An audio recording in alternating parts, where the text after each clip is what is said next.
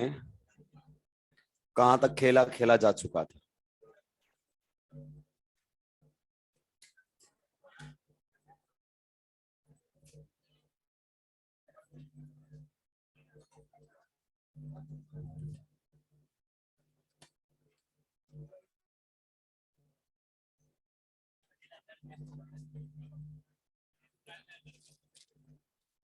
कहां तक सुलटा दिया था। अच्छा, ये सारी बातें बता दी थी। ओके, नेक्स्ट हमारे सामने रहने वाला है ज्योमेट्रिकल आइसोमेरिज्म। लीजिए सुलटाते इसको भी। ज्योमेट्रिकल आइसोमेरिज्म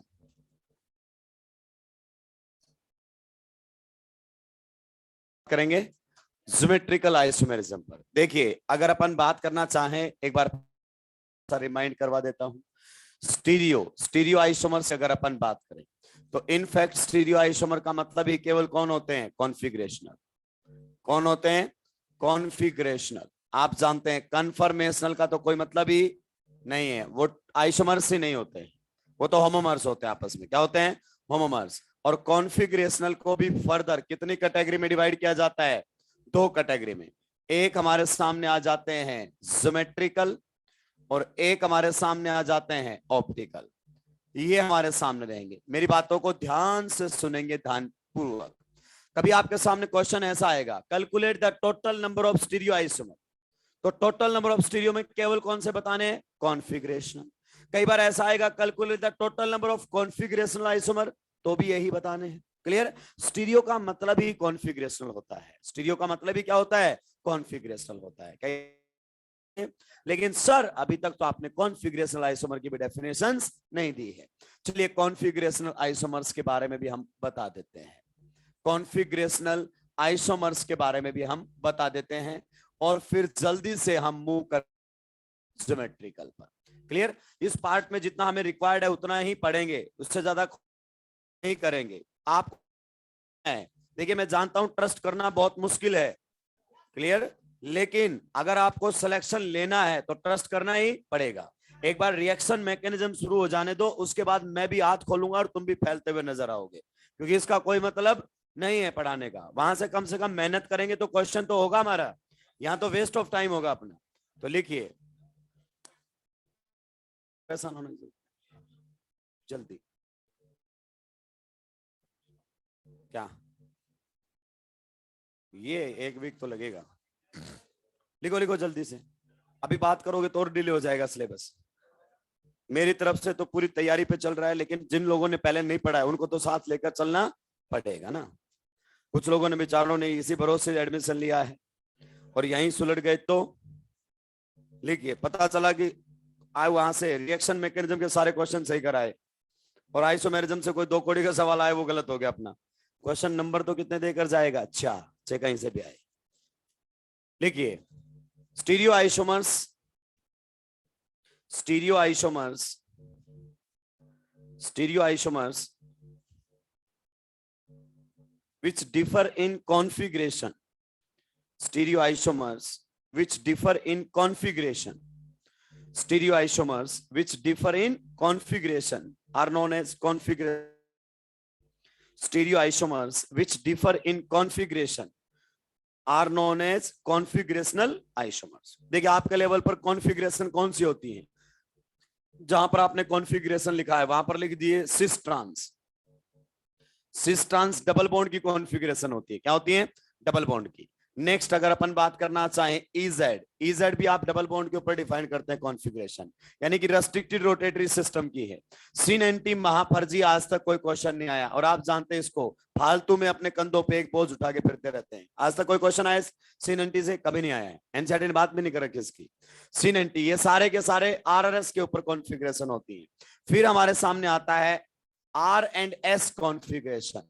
ये होती है स्टीरियो सेंटर, होती है स्टीरियो सेंटर बोल दीजिए, कायरलेटी सेंटर बोल दीजिए, अभी तक आप इनमें डिफरेंशिएट नहीं कर पाएंगे।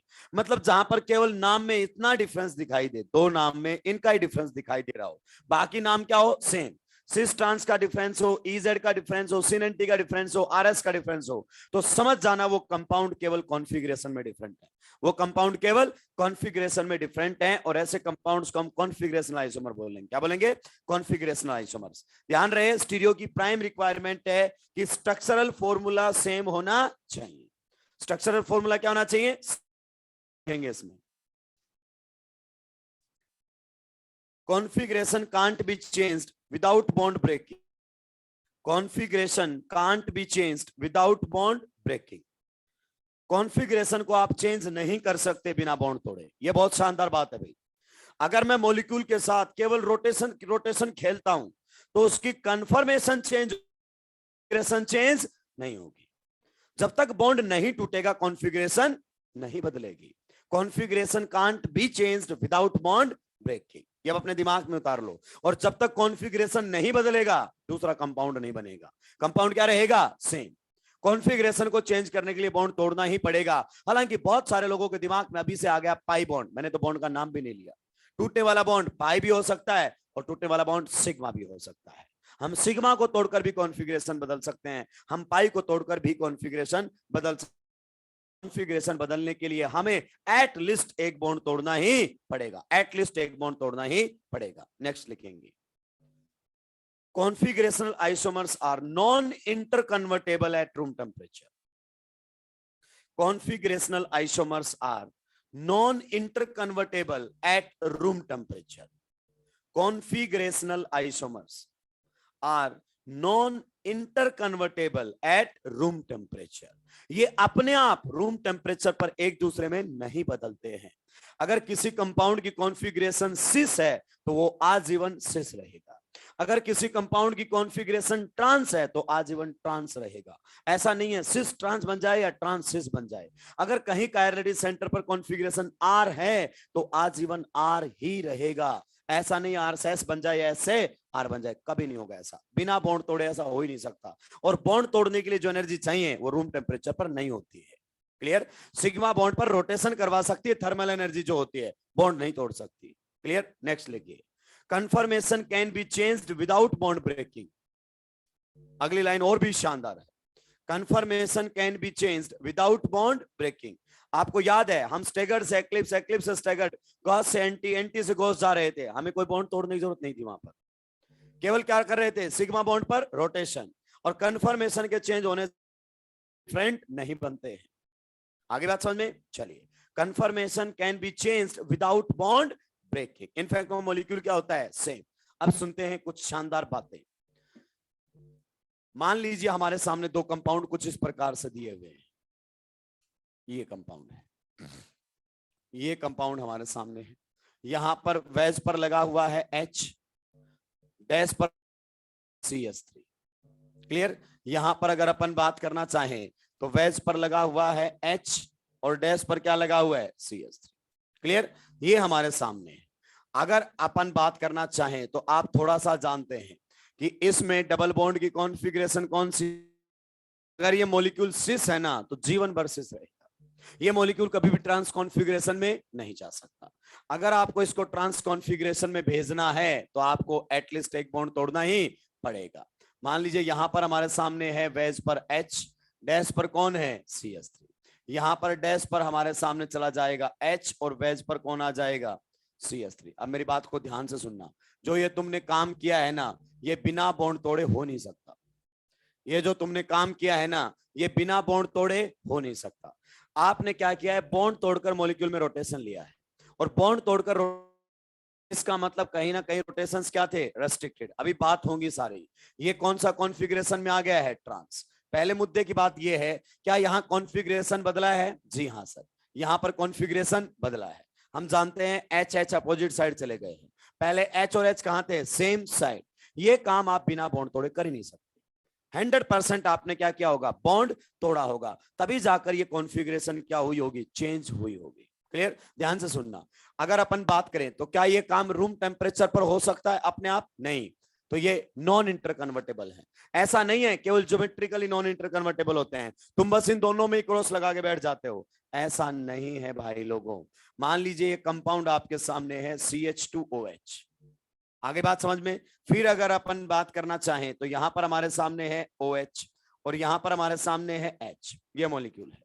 क्लियर। देखो solid line as it is रखी हुई है मैंने। सॉलिड लाइन कैसे रखी हुई है? As it is. गौर से देखिए दोनों की सॉलिड लाइन में कोई फर्क है क्या? नहीं है फर्क। फिर भी अगर अपन बात करना चाहें तो मैंने वेज पर क्या ले आया हूं? H, और डैश पर क्या ले गया हूं? OH। यहां पर जब आप कॉन्फ़िगरेशन निकालेंगे तो पाएंगे यहां पर R कॉन्फ़िगरेशन आएगी। यहां पर जब आप कॉन्फ़िगरेशन निकालेंगे, आप जानते हैं कायरलेडी सेंटर है, नहीं जानते हैं तो जान जाएंगे, अपन आगे पढ़ेंगे इन सबको। इसकी कॉन्फ़िगरेशन क्या है? S। अगर R से S हुआ है ना तो सर 100% आप सोच लीजिए आपने कोई बॉन्ड तोड़ा होगा। बिना बॉन्ड तोड़े R S में जा ही नहीं सकता और S R में जा ही नहीं सकता। क्या ये रूम टेम्परेचर पर एक दूसरे में इंटर कन्वर्ट हो सकते हैं? नहीं। क्या यहां पर रूम टेम्परेचर पर सिग्मा बॉन्ड पर रोटेशन हो सकते हैं? हाँ।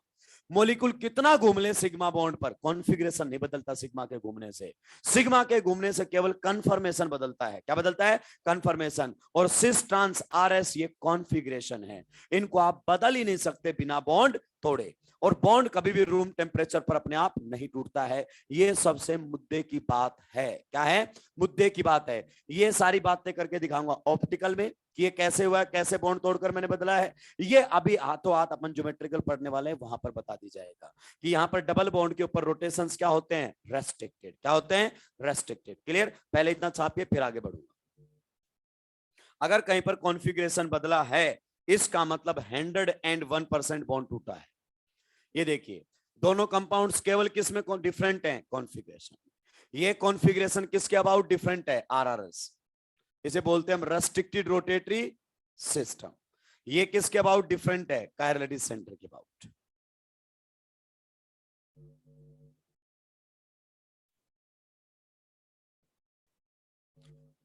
GOC का मॉड्यूल सोल्व करते रहे, मंडे को क्या कर दूंगा? डिस्कस।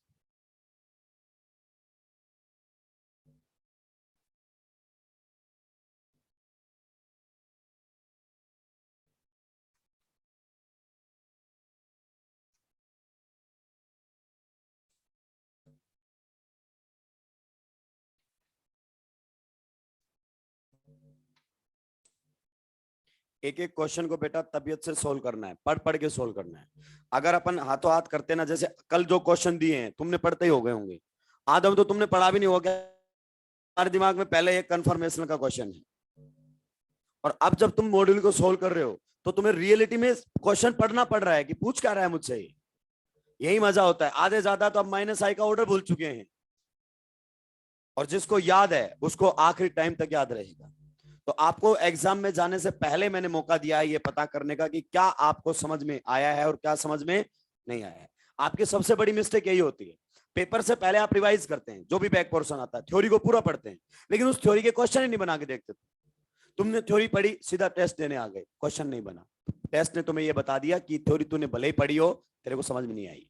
तो हमें क्वेश्चन पेपर से पहले करने चाहिए ना, ताकि जो थ्योरी पढ़ी है हमें पता लगे कि ये नहीं समझ में आया है, तो पेपर से पहले उसको करेक्ट करने का मौका मिले। वरना तो हमें सीधा पेपर में जाके पता चलता है कि यार ये तो समझ में नहीं आया मेरे को, फिर अपने पास टाइम नहीं होता और मार्क्स क्या हो जाते हैं? कम हो जाते हैं। तो जब भी आप रिवाइज करें तो मेरा तो ये सजेशन है आप क्वेश्चन करें, ज्यादा से ज्यादा 100% क्वेश्चन रिवीजन करें। जो क्वेश्चन ना बने देन ओनली आप थ्योरी पढ़ें। क्लियर। चलिए अब देखिए मॉलिक्यूल पर हम बात करते हैं, ध्यान से इसको देखने की कोशिश करेंगे। ये आपके सामने है, देखिए इस प्रकार से ये हाइड्रोजन हाइड्रोजन है कि नहीं है? ये दोनों हाइड्रोजन फिलहाल आपके लिए किस पर है? बेस पर। भाई बहुत सारे लोग तो बाहर आके धर लेते हैं, मेरे को हाथों हाथ धर लेते हैं कि सर आपने sp2 कार्बन पर वेज डैश कैसे बना दिया? वेज डैश तो टेट्राहेड्रल में डिफाइन होता है। ये कौन बता के गया भाई तुम लोगों को ऐसी बातें? वेज का मतलब होता है टुवर्ड्स द ऑब्जर्वर, डैश का मतलब होता है away from the observer, that's all. It has nothing to do with hybridization. इसी मॉलिक्यूल को मैं आपको अलग अलग तरीके से दिखा सकता हूं।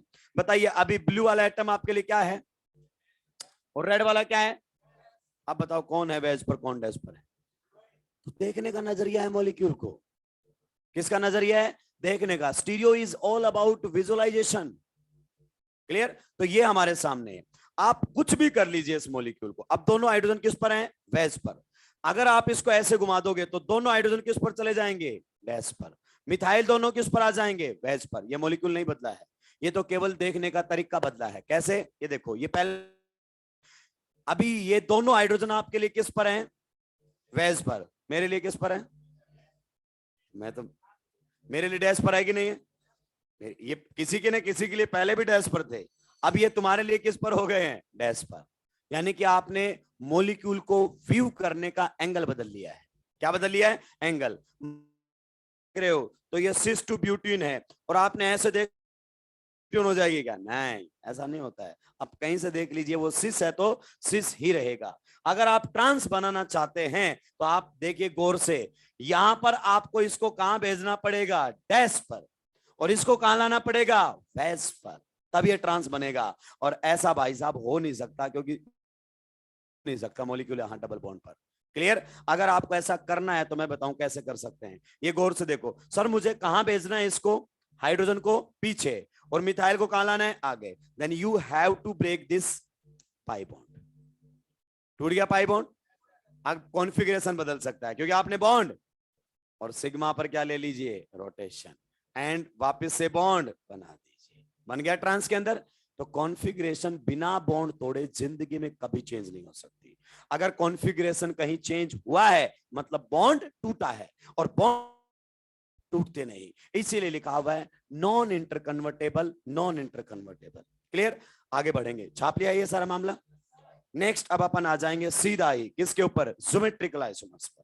किसको डिस्कस करेंगे? Geometrical isomers. तो हेडिंग लगाएंगे ज्योमेट्रिकल आइसोमर्स। ज्योमेट्रिकल आइसोमर्स कौन देगा? ज्योमेट्रिकल आइसोमर्स की डेफिनेशन, ज्योमेट्रिकल आइसोमर्स की डेफिनेशन कौन देगा? मैं तो बताऊंगा ही बताऊंगा। क्या हुआ?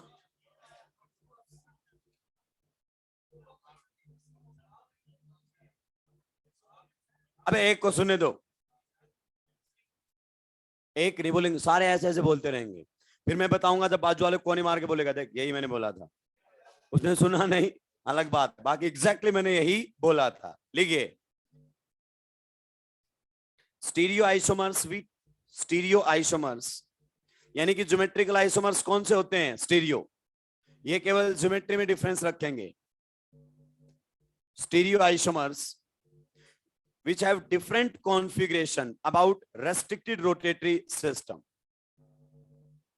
Stereoisomers which have different configuration about restricted rotatory system. ऐसे स्टीरियोआइसोमर जहां डिफरेंट कॉन्फ़िगरेशन मिलेगी, किसके अबाउट? Restricted rotatory system. एक तो क्लियर है, जितने भी ज्योमेट्रिकल आइसोमर्स हैं किसकी कैटेगरी में आते हैं? कॉन्फ़िगरेशनल। तो कॉन्फ़िगरेशन बदलनी चाहिए, लेकिन वो कॉन्फ़िगरेशन कहां बदलेगी? Restricted rotatory system. Stereo isomers which differ in configuration about restricted rotatory system. Clear? चलिए अब मैं आपको कुछ चंद बातें बताना चाहता हूं। टाइप के रोटेशंस होते हैं। एक होते हैं रोटेशंस हिंडर्ड। हिंडर्ड का मतलब है you can take rotation without bond breaking, but there is some rotational energy barrier. जैसे आपने रोटेशनल एनर्जी बैरियर कितने था? 12.6 किलो जूल पर मोल। बॉन्ड नहीं टूटा, लेकिन रोटेट हो गया था, मैं एनर्जी देनी पड़ी थी। आपने एन ब्यूटेन में देखा C2C3 के अबाउट लगभग 23 किलो जूल एनर्जी बैरियर था। तो इस टाइप के रोटेशंस को हम बोलते हैं हिंडर्ड। क्या बोल? जहां पर कुछ ना कुछ एनर्जी बैरियर है, लेकिन घुमा सकते हो बॉन्ड तोड़े बिना। रेस्ट्रिक्टेड रोटेशन का मतलब होता है बॉन्ड तोड़े आप रोटेशन ही नहीं ले सकते। You can't take rotation without bond breaking. मैंने बोला ही नहीं कि पाई बॉन्ड, पाई बॉन्ड तो तू खुद से सोच रहा है। मैंने तो केवल ये बोला है बॉन्ड तोड़े रोटेशन नहीं ले सकते। रोटेशन पाई पर भी रेस्ट्रिक्टेड हो सकते हैं, और रोटेशन सिग्मा पर भी क्या हो सकते हैं? रेस्ट्रिक्टेड। ऑफ एग्जांपल्स आएंगे जहां सिग्मा बॉन्ड पर रोटेशंस क्या मिलेंगे? रेस्ट्रिक्टेड। सबसे पहले हम पाई बॉन्ड पर ध्यान देते हैं। देखिए ये हमारे सामने कौन सा बॉन्ड है? पाई। बना हुआ है कि नहीं बना हुआ है? आप इसमें कभी नहीं घुमा सकते। देखो इसके बाद जब तक बॉन्ड नहीं टूटेगा इस बॉन्ड पर रोटेशन होने वाले नहीं है। ये दोनों कार्बन एटम्स में जो बॉन्ड बना है वहां पर आप रोटेशन नहीं ले सकते। अगर आप बॉन्ड तोड़कर फिर रोटेशन लेते हैं मतलब रोटेशंस क्या थे? रेस्ट्रिक्टेड। रोटेशंस क्या थे? Restricted. You got the point? Restricted word का मतलब, और ऐसा सिस्टम जो रोटेशंस को रोक के रखता है, जैसे रोटेशंस क्या है, रेस्ट्रिक्टेड। ब्लैक कार्बन के बीच में, इसे हम आरआरएस का नाम दे देते हैं, restricted rotatory system. You got the point. तो पहला पॉइंट तो हमने देखा है कि different configuration about restricted rotatory system. मैंने बताया कि रेस्ट्रिक्टेड रोटेटरी सिस्टम होता क्या है। तो जीआई करने की दो कंडीशन होती है। पहला तो क्या होना चाहिए मॉलिक्यूल के, आरएस, यानी कि रेस्ट्रिक्टेड रोटेटरी सिस्टम। अगर दो एटम्स के बीच में भाई लोग आप पाई बॉन्ड बना देते हैं, दो एटम्स के बीच में आप क्या बना देते हैं, पाई बॉन्ड, तो वहां पर रोटेशंस ऑटोमेटिक क्या हो जाते हैं, रेस्ट्रिक्टेड। कोई भी हो दो पाई बॉन्ड, ऐसा नहीं है कार्बन कार्बन ही है। आप समझिए, देखिए सिग्मा पर रोटेशंस लिए थे, क्या तुम्हें याद है कि सिग्मा पर जब हमने रोटेशंस लिए थे तो हमारा बॉन्ड नहीं टूटा था, इलेक्ट्रॉन डिस्ट्रीब्यूशन में चेंज नहीं आया था, क्योंकि sigma bonding molecular orbital internuclear axis पर सिमेट्रिकल था। लेकिन पाई ऐसा, पाई में अगर अपन बात करना चाहें, देखिए ये पहला बॉन्ड अकॉर्डिंग टू वीबीटी क्या है, सिग्मा, दूसरा क्या है, pi, about the internuclear axis, below the internuclear axis, ऐसे बनता है पाई बॉन्ड। जैसे ही आप घुमाओगे ये टूट जाएगा। अगर तुमने घुमाने की कोशिश की तो ये दोनों ऑर्बिटल्स जो ओवरलैप कर रहे हैं ये हट जाएंगे एक दूसरे से। ओवरलैपिंग ब्रेक होने का मतलब क्या होता है, बॉन्ड ब्रेक होना। लेकिन सिग्मा के लिए ऐसा कुछ भी नहीं है। तो जब भी दो एटम्स के बीच में पाई बॉन्ड बनता है तो वो रोटेशंस को उस सिग्मा के अबाउट क्या कर देते हैं, रेस्ट्रिक्ट। वो बोलते हैं कि जब तक ये बॉन्ड आप तोड़ोगे नहीं, रोटेशन हो नहीं सकता है। तो किसी भी दो एटम के बीच में पाई बॉन्ड बन जाए, कार्बन कार्बन के बीच में बन जाए, कार्बन नाइट्रो, उससे कोई फर्क पड़ने वाला, हम क्या बोल देते हैं, आरआरएस, रेस्ट्रिक्टेड रोटेटरी सिस्टम। मान लीजिए अगर अपन बात करें कार्बन ऑक्सीजन के बीच में बन जाए तो ये भी हमारे लिए किसका काम करेगा, आरआरएस का काम करेगा। मान लीजिए कार्बन सल्फ, तो भी ये हमारे सामने किसका काम करेगा, आरआरएस का काम करेगा। मान लीजिए नाइट्रोजन नाइट्रोजन के बीच में बन जाए तो ये भी हमारे सामने यहां से यहां तक किसका काम करेगा, आरआरएस का काम करेगा। You got the point. Definition लिखिए, उसमें दो टर्म इन्वॉल्व हैं, एक तो रेस्ट्रिक्टेड, क्या मैंने आपको रेस्ट्रिक्टेड रोटेटरी सिस्टम समझा दिया, yes. Presence of pi bond confirms RRS, confirm करता है कि उस मॉलिक्यूल में रेस्ट्रिक्टेड रोटेटरी सिस्टम होगा। लेकिन मॉलिक्यूल में अगर रेस्ट्रिक्टेड रोटेटरी सिस्टम है तो हम इस बात की गारंटी नहीं लेते कि उस आरआरएस पर अलग अलग कॉन्फ़िगरेशन भी बन सकती है, हम इसकी बिल्कुल नहीं लेते हैं। आपने एक और चीज लिखी हुई डेफिनेशन के अंदर, क्या लिखा हुआ है सर, डिफरेंट कॉन्फ़िगरेशन। क्या लिखा हुआ है, डिफरेंट कॉन्फ़िगरेशन। ध्यान से सुनना मेरी बात को, तबीयत से सुनते रहना। ये हमारे सामने कार्बन एटम्स है, यहां पर लगा हुआ है H, यहां पर मान लीजिए हमने H को कहां पर रखा है, वेज पर, और Cl को कहां पर रखा है, डैश पर। यहां पर हमारे सामने है H, यहां पर हमारे सामने है Cl। ये हमारे सामने है एक डबल बॉन्ड के ऊपर अरेंजमेंट। दूसरा अगर अपन बात करना चाहें तो देखिए डबल बॉन्ड के ऊपर ऐसा ही कुछ अरेंजमेंट है, ये है वेज पर, ये है डैश पर। Cl हमारे सामने किस पर है, वेज पर, और H किस पर, पर। गौर से देखना, अगर अपन बात करें तो हमारे हिसाब से तो अपन बहुत आगे एडवांस चीजें पढ़ चुके हैं, क्योंकि आपको पहले से भी कुछ आता है, तो आप डेफिनेटली बोल दोगे sir they are having different configuration, reason being one is cis and other one is trans. लेकिन इनिशियली हमें कैसे पता चला, अगर आरआरएस पर कॉन्फ़िगरेशन बदलेगा, ध्यान से सुनना, अगर आरआरएस पर कॉन्फ़िगरेशन बदलेगा तो किन्हीं भी दो एटम्स या दो ग्रुप्स के बीच में एरियल डिस्टेंस बदलेगी। क्या बदलेगी, एरियल, ज्योमेट्री में चेंज आएगा मॉलिक्यूल के में। जैसे यहां पर अगर अपन बात करना चाहें, डबल बॉन्ड पर अगर अपन बात करें, इन दोनों हाइड्रोजन्स के बीच में डिस्टेंस देखो, इन दोनों हाइड्रोजन्स के बीच में डिस्टेंस कितनी है, L1। गौर से देखिए, इधर वाले कार्बन पर हाइड्रोजन कितना है, 1, उधर भी कार्बन पर हाइड्रोजन कितना है, 1। आगे बात समझ में। तो मैंने जैसे ही बोला हाइड्रोजन हाइड्रोजन के बीच में डिस्टेंस देखो, इसी डिस्टेंस का नाम होता है बेटा एरियल डिस्टेंस। क्या होता है, aerial distance. You got the point, okay. तो यहां पर ये डिस्टेंस निकल कर आई। दूसरे में अगर अपन बात करना चाहे, मैंने बोला कि इसमें भी हाइड्रोजन हाइड्रोजन के बीच में डिस्टेंस देखो, तो ये डिस्टेंस निकल कर आएगी, और ये डिस्टेंस हमारे सामने क्या रहेगी, L2। And experimentally you will find not equal to L2। इसे बोलते हैं डिफरेंट एरियल डिस्टेंस। अगर दो एटम्स या ग्रुप्स का एरियल डिस्टेंस चेंज RRS पर, it means they are having different configuration. Confirm हो चुका है कि उनका कॉन्फ़िगरेशन बदल चुका है। तो इसका कॉन्फ़िगरेशन अलग है और उसका कॉन्फ़िगरेशन अलग है। अब देखना, एरियल डिस्टेंस अगर नहीं बदलेगी ना, तो हम ये नहीं कह सकते कि वहां पर वो एक दूसरे के ज्योमेट्रिकल आइसोमर्स हैं। क्या है? ज्योमेट्रिकल आइसोमर्स हैं। डबल बॉन्ड के अबाउट हो सकता है कॉन्फ़िगरेशन चेंज हुआ ही ना हो। ध्यान से सुनना। नेक्स्ट एग्जांपल मैंने आप लोगों के सामने लिया है, ध्यान से सुनना। मैंने यहां पर क्या लिया है? H। यहां पर मैंने क्या लिया हुआ है? Cl। क्लियर? यहां पर मैंने क्या ले लिए हैं? Br। क्या ले लिया है? Br। और यहां पर भी क्या ले लिया है? Br। अब मैंने बोला बेटा भी दो एटम्स के बीच में डिस्टेंस मेजर करो, किन्हीं भी दो एटम्स के बीच में डिस्टेंस मेजर करो। बताओ आप किस किस में मेजर करोगे? Cl में और Br में। इधर Cl लोगे तो उधर क्या है? मैंने बोला Cl और Br में डिस्टेंस मेजर करो। अब हो गया यहीं पर रायता फैल गया।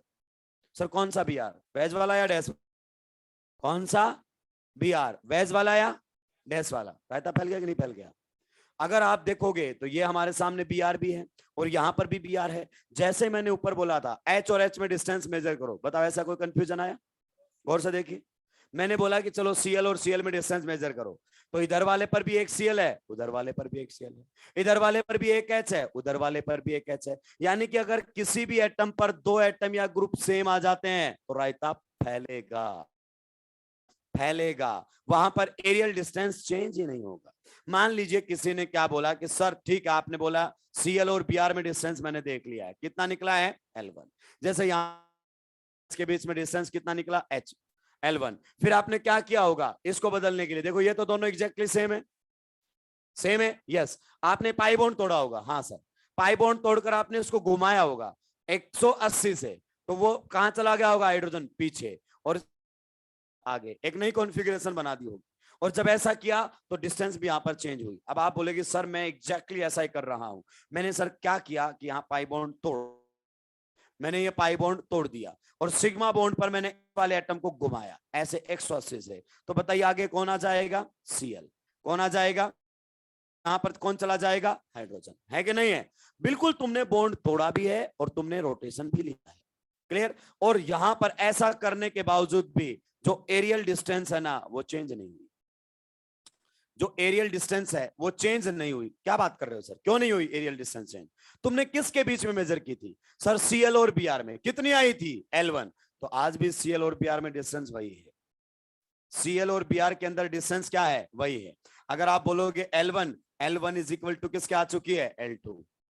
ये दिक्कत क्यों पैदा हुई? दिक्कत इसलिए पैदा हुई कि जब इधर Cl था तो इधर एक Br मौजूद था, फिर आपने घुमाया तो इधर भी एक Br मौजूद है। इनफैक्ट ये दो अलग मॉलिक्यूल ही नहीं है, इनफैक्ट ये दो अलग मॉलिक्यूल ही नहीं है, एक ही तुमको घुमा के दिखाया गया है। एक ही मॉलिक्यूल को तुमको क्या करके दिखाया गया है? घुमा कर दिखाया गया है और तुम गोल गोल घूम भी गए। ये दो डिफरेंट मॉलिक्यूल ही नहीं है। और आप जानते हैं आइसोमर होने के लिए मॉलिक्यूल मस्ट बी डिफरेंट। कैसे? सोचना, ये मॉलिक्यूल आपके सामने है कुछ इस प्रकार से। ये मॉलिक्यूल था, ये कौन है अपना? Cl। ये कौन है अपना? H। क्लियर? यहां दोनों ये कौन से हैं? Br। आप बताइए Cl किधर है? डैश पर। H कहां पर है? वेज पर। आगे बात समझ में? और इधर वेज पर कौन है? Br। डैश पर कौन है? देखो जरा, Cl कहां पर आ गया? वेज पर। H कहां चला गया? वेज पर। कौन है? डैश पर कौन है? ये दोनों अलग अलग मॉलिक्यूल है क्या? इसको ऐसे देख रहे हो तो ये दिख रहा है, और ऐसे देख रहे हो तो कंपाउंड अलग नहीं है, आइसोमर हो ही नहीं सकते। तो क्या हम बोल सकते हैं या एरियल डिस्टेंस बदला है? नहीं। ये समझ में नहीं आ रहा है। सारा रायता इसलिए फैला है कि इस कार्बन पर दो ग्रुप क्या आ गए हैं? सेम। मतलब मुद्दा हमें समझ में आ चुका है सर कि अकेले कॉन्फ़िगरेशन नहीं बदलेगा। हुई है number 1 RRS, number 2 different configuration, और डिफरेंट कॉन्फ़िगरेशन होगा तो एरियल डिस्टेंस जरूर बदलेगी दो एटम्स और ग्रुप के बीच में, और वो तभी बदलेगी जब इधर लगे हुए दोनों और इधर लगे हुए दोनों डिफरेंट। अब याद कीजिए, आपने बात सीधी पड़ी हुई है कि यहां पर GI तभी होगा जब आपको यहां पर क्या दिखाई देगा? A। यहां क्या दिखाई देगा? B। यहां क्या दिखाई देगा? A। यहां पर क्या दिखाई देगा? B। ये दोनों डिफरेंट हो गए तो यहां पर ये GI शो करेगा, क्योंकि ये दोनों डिफरेंट हो गए तो ये क्या हो जाएगा? RRS। आपने बॉन्ड तोड़कर घुमाया तो जो दूसरा कंपाउंड बनेगा 100% बदल जाएगा। अगर एक भी साइड सेम हुआ तो कॉन्फ़िगरेशन नहीं बदलेगा। तो जीआई शो करने की दो कंडीशन है। नंबर 1 आरआरएस होना चाहिए, नंबर 2 दो एटम्स और ग्रुप्स के बीच में एरियल डिस्टेंस। अगर एरियल डिस्टेंस चेंज नहीं हुआ मतलब कॉन्फ़िगरेशन नहीं बदला, मॉलिक्यूल सेम है। मॉलिक्यूल क्या है? Same. You got the point. आप इसको डायरेक्ट सीधा लिखते हैं, condition to show GI about pi bond A B A B. मैंने आपको उसको समझा दिया है कि वो कंडीशन कहां से आया है। छापेंगे, आगे बढ़ेंगे।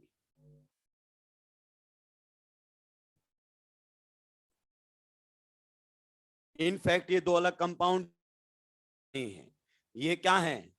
होमोमर्स। और स्टीरियो में क्वेश्चंस बनेंगे शानदार, आउट ऑफ बॉक्स कुछ नहीं जाएगा। स्टीरियो मतलब नजरों का धोखा।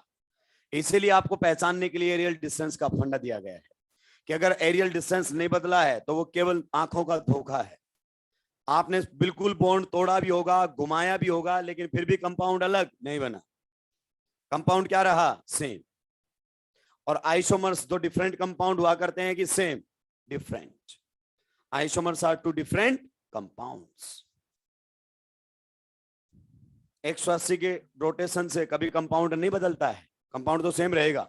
मतलब मान लीजिए अभी मैं ऐसे खड़ा हुआ हूं तो मैं YSY हूं, और मैं ऐसे घूम गया तो अब नहीं रहा। हाँ,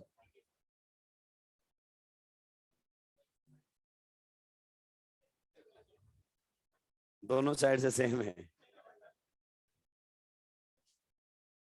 उल्टा पढ़ ले चाहे सुलटा पढ़ ले।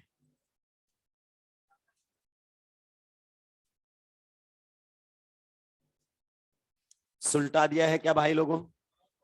बायोमोलिक्यूल पढ़ रहे हो क्या?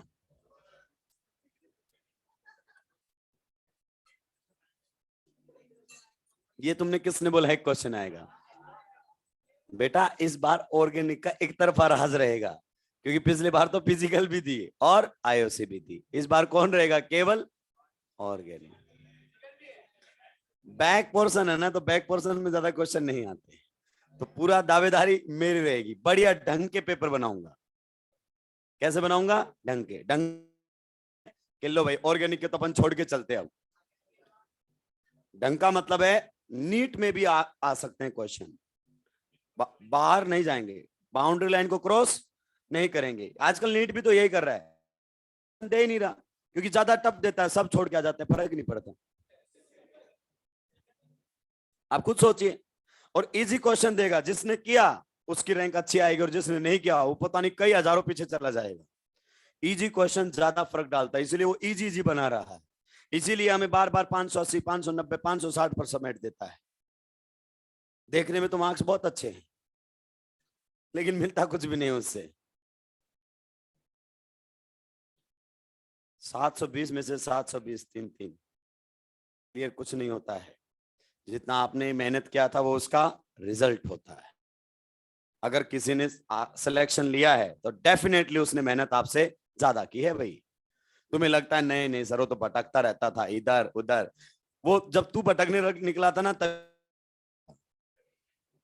अगर वो तेरे को बार बार दिख रहा था तो तू कौन सा पढ़ रहा था? तू भी तो भटक ही रहा था।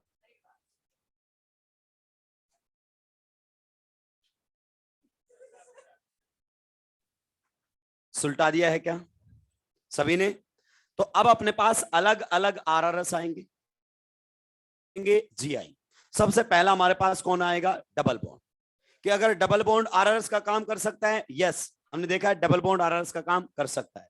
तो डबल बॉन्ड पर कब जीआई होगी और कब जीआई नहीं होगी? वो डबल बॉन्ड किसी का भी हो सकता है, कोई मतलब नहीं है। तो लिखिए geometrical isomerism about different RRS. Geometrical isomerism about different RRS मतलब अलग अलग रेस्ट्रिक्टेड रोटेटरी सिस्टम आएंगे, और उस पर हम देखेंगे क्या वहां जीआई हो सकता है या नहीं। कंडीशन कितनी है भाई? 2 आरएस होना चाहिए और एरियल डिस्टेंस बदलनी चाहिए। सबसे पहला आएगा GI about pi bond. GI about pi bond, मैंने पाई बॉन्ड लिखा है। अब पाई बॉन्ड किन्हीं भी दो के बीच में बना हो कोई फर्क पड़ने वाला नहीं है। देखिए मैं आपको बता देता हूं, अगर कार्बन कार्बन के बीच में पाई बॉन्ड बना हुआ है तो कार्बन कितने बॉन्ड बनाता है भाई लोगों? टोटल 4। क्लियर, दो तो उसने बना लिए आपस में ही, तो यहां पर जो एटम लगे होंगे वो क्या होने चाहिए, डिफरेंट।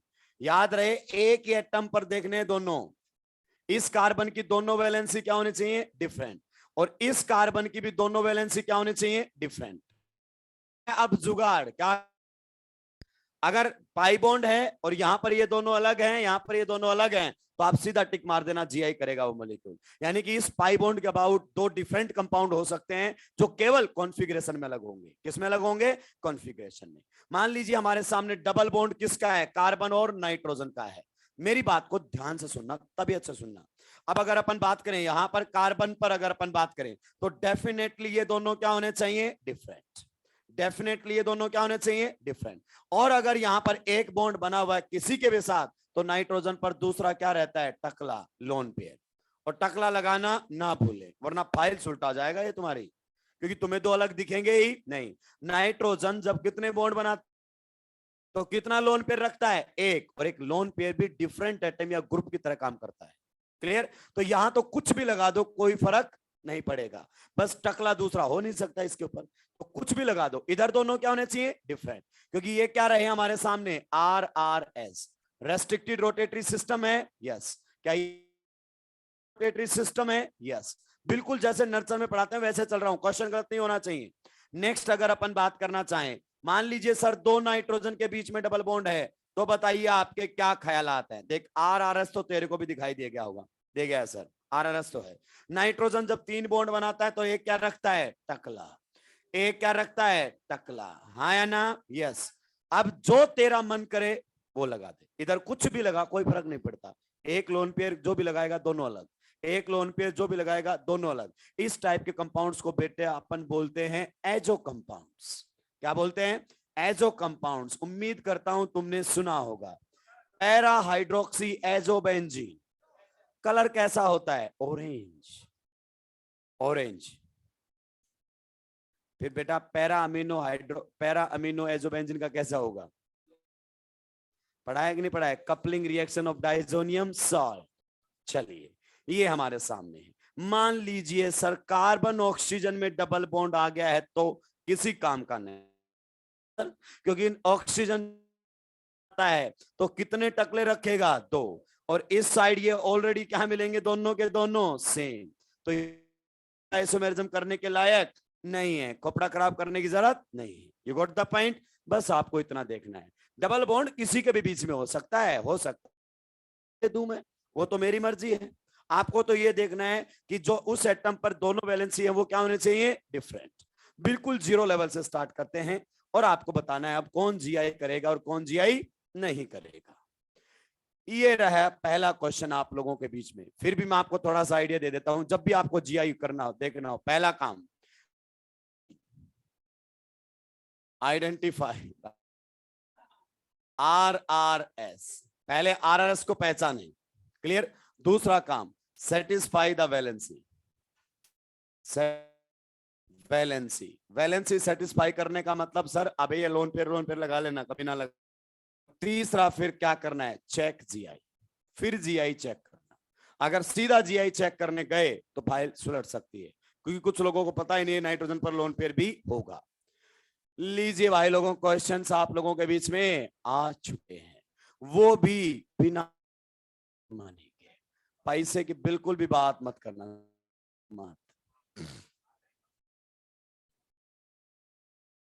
हाँ देने का सोच रहे तो दे दीजिए, चंदा इकट्ठा करके, कोई दिक्कत नहीं है।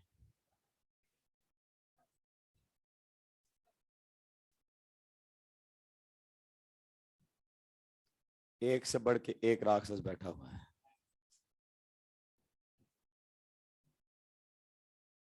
कोटा में अक्सर सारे टकले होके घूमते रहते हैं, कारण है उसके पीछे, जो जितना पुराना होगा कोटा में वो क्या मिलेगा, टकला।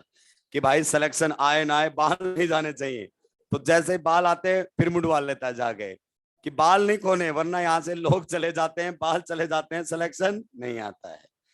गंजापन का एहसास काफी लोगों को हुआ होगा यहाँ पर रहते हुए, अच्छी खासी फसल लेकर आए थे, कम हो जाती है यहाँ।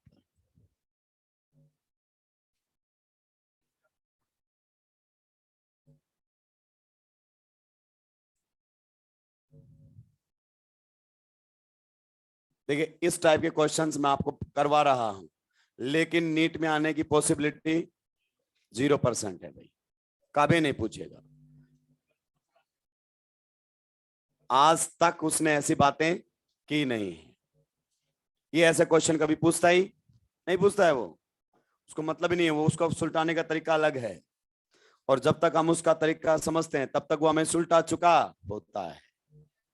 बिल्कुल एनसीईआरटी बेस्ड चल रहा है।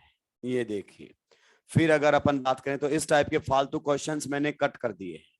क्या कर दिए हैं? कट कर दिए हैं। यहाँ पर मैं फिर बीच में ऑक्सीजन लगा देता, फिर नाइट्रोजन लगा देता, फिर 2 ऑक्सीजन लगा देता, वो सब करवा करवा के बंद कर दिया है, आज तक नहीं आई। मतलब ही नहीं है, उसको पूछने नहीं है सब। चित्रकला की प्रैक्टिस थोड़ी करनी है उसको।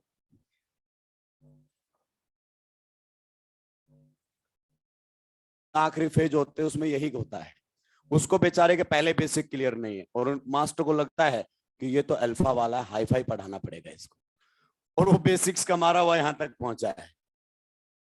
बल्कि अल्फा में तो और आराम से बिल्कुल नर्सर की तरह पढ़ाना चाहिए, लेकिन नर्सर की तरह पढ़ाते हो तो तुम मास्टर को बोल देते हो टाटा बाय बाय। हल्के में ले गया तो हमको, किस में ले गया है? हम अल्फा वाले, भले ही हमें कुछ ना आता हो, लेकिन हम इस बात को मानेंगे नहीं।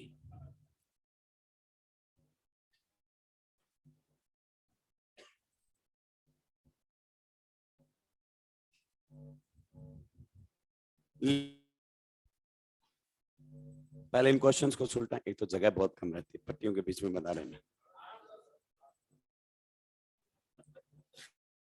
लैंग्वेज इतनी खतरनाक है ना तुम्हारी।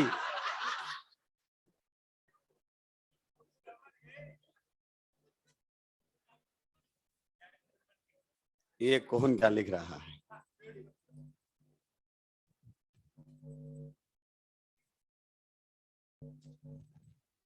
बेटा वीडियो लैग कर रहा है तो देखो, इसमें तो मेरी कोई प्रॉब्लम नहीं है। अब नेटवर्क प्रॉब्लम है। बताइए पहले के बारे में क्या ख्याल आप? जीआई करेगा क्या? नहीं। नेक्स्ट के बारे में क्या ख्याल आता है? इधर देखो दोनों क्या लगे हुए हैं, हाई। एक भी साइड सेम आ गया ना तो क्या दिक्कत होगी? सेम आ गया तो एरियल डिस्टेंस नहीं बदलेगी, और एरियल डिस्टेंस नहीं बदलेगी तो हमें कैसे पता चलेगा कॉन्फ़िगरेशन बदल चुका है? तो ये जीआई करने के लायक नहीं है। क्या है? तुम लोगों की तरह नालायक। ये क्या ख्याल आते हैं? ये नहीं करेगा सर, एक भी साइड सेम आ गया तो नहीं करेगा। नेक्स्ट के बारे में करेगा क्या? यस, यहां पर देखिए दोनों क्या हैं? डिफरेंट। यहां पर भी इस डबल बॉन्ड के एटम पर भी दोनों क्या हैं? Different. So it will show geometrical isomerism. Next में कुछ कलाकार ऐसे बस ऐसे आदत पड़ी हुई है सेम। अब दो अलग अलग एटम्स पर मत देख, एक ही एटम की दो वैलेंसी। क्लियर? तो यहां पर ऐसे नहीं देखना है, ये देखने का तरीका क्या है? गलत। कैसे देखना है? ये दोनों देख, इस एटम की दोनों वैलेंसी क्या है? डिफरेंट। कैसी हैं? डिफरेंट। इस एटम की दोनों वैलेंसी क्या है? डिफरेंट। तो ये 100% ज्योमेट्रिकल आइसोमेरिज्म शो करेगा। नेक्स्ट के बारे में, अब ये चित्रकला की प्रैक्टिस नहीं पूछा आज तक। यहां पर ये दोनों डिफरेंट, ये भी दोनों डिफरेंट। एक एटम की दोनों वैलेंसी चेक करनी होती है, एक ही एटम की। So it will show geometrical isomerism. Next question में अगर आप देख पा रहे हो तो हमारे सामने अलग अलग आरआरएस है। देखो अगर आपसे पूछे नंबर ऑफ आरआरएस कितने हैं? 3। 3 पाई बॉन्ड है, लेकिन राक्षस 3 मिलकर भी जीआई नहीं कर पा रहे। क्लियर? सबसे पहले find out RRS, identify RS. दूसरा काम सेटिस्फाई द वैलेंसी। देखो बहुत सारों को लगेगा यहाँ तो ग्रुप ही नहीं लगे हैं भाई, ये बॉन्ड लाइन रिप्रेजेंटेशन है। हाइड्रोजन लगाने पड़ेंगे, कार्बन के जितने भी बॉन्ड कम होंगे आपको क्या लगाने पड़ेंगे? हाइड्रोजन। पहले वैलेंसी सेटिस्फाई कर ले, और जैसे ही वैलेंसी सेटिस्फाई की आपको पता चला ये दोनों क्या गए हैं? सेम। तो इस डबल बॉन्ड के अबाउट जीआई नहीं हो सकती। तो सर यहां पर भी तो हमें जब वैलेंसी सेटिस्फाई करेंगे तो दोनों क्या आ जाएंगे? हाइड्रोजन। तो सर ये भी तो जीआई नहीं कर सकता, बिल्कुल नहीं कर सकता। फिर तो सर जी ये भी जीआई नहीं कर सकता। तो यहां पर 3 आरआरएस थे, किसी भी आरआरएस के अबाउट जीआई नहीं हुआ, तो मॉलिक्यूल ज्योमेट्रिकल आइसोमेरिज्म नहीं करेगा। तो इसमें जीआई नहीं है। अब सुनना, कुछ कलाकार डबल डैश लेवल के लोग होते हैं जो आगे बोलेंगे सर सुनो, एक बार सुनो ना मेरी बात, नहीं, एक बार आप सुनो। देखो यहां पर ये दोनों क्या है, अलग, ठीक है। देखो यहां पर भी ये दोनों क्या है, हो गए ना अलग अलग, अलग। अबे एक ही आरआरएस पर होने चाहिए। ये आरआरएस अलग है, वो आरआरएस अलग है, ऐसा नहीं देखना है। इधर दोनों क्या हो चुके, सेम। फायदा ही एक ही आरआरएस की दोनों वैलेंसी देखनी है आपको, आगे बात समझ में। तो ऐसी कलाकारियां ना करें। नेक्स्ट के बारे में क्या ख्यालात हैं, ये करेगा क्या, नहीं। यहां से करेगा क्या, नहीं। यहां से यस, यहां पर वैलेंसी सेटिस्फाई करो, अलग। यहां पर अगर अपन बात करें सेम है कि अलग, सेम है कि अलग। यहां देखो कितना कार्बन है बीच में, एक, और यहां पर कितना है भाई लोगों, दो। अलग है कि नहीं है, यस। तो ये दोनों वैलेंसी अलग, वो दोनों, तो ये जीआई करेगा। अगर कोई भी, अगर किसी कंपाउंड में मान लीजिए एन नंबर ऑफ आरआरएस है और एक आरआरएस पर भी जीआई हो रहा है, तो मॉलिक्यूल जीआई करेगा। से पूछा गया मॉलिक्यूल जीआई करेगा या नहीं। आप जानते हैं इस टाइप के कंपाउंड्स को हम क्या बोलते हैं भाई लोगों, ऑक्सिम्स बोल दीजिए या ऑक्सैम्स बोल दीजिए। ये हम पढ़ेंगे when aldehyde and ketones react with hydroxyl amine with in slightly acidic medium, आगे पढ़ेंगे। आप बताइए सबसे पहले आरआरएस पहचान लिया, यस। लोन पेयर जरूर लगाएं वरना फाइल उलट जाएगी। बोलोगे सर उधर तो एक ही था मैं देख ही नहीं पाया, तो लोन पेयर कौन लगाएगा, इसीलिए तो बोला था सेटिस्फाई द वैलेंसी। देखो इधर दोनों अलग हैं, यस, अलग हैं, यस। तो ये ज्योमेट्रिकल आइसोमेरिज्म करेगा। नेक्स्ट में टकला लगाना ना भूलें, डिफरेंट यस, डिफरेंट यस। देखो यहां पर जाओगे तो मिथाइल नहीं है, उस पर मिथाइल लगा हुआ है, जीआई करेगा। अफसोस ये ज्योमेट्रिकल आइसोमेरिज्म करने के लायक नहीं है, तो यहां पर जीआई नहीं होगा। आगे बढ़े, चलिए। ये बहुत बेसिक क्वेश्चन है, मतलब रह गया, अच्छा लगेगा ये देख कैसे कैसे गुड फील फैक्टर के लिए बैठे हुए राक्षस। कि सर आपने तो दिल ही तोड़ दिया हमारा, क्या मतलब है आपको करे ना करे, टकला लगा हुआ।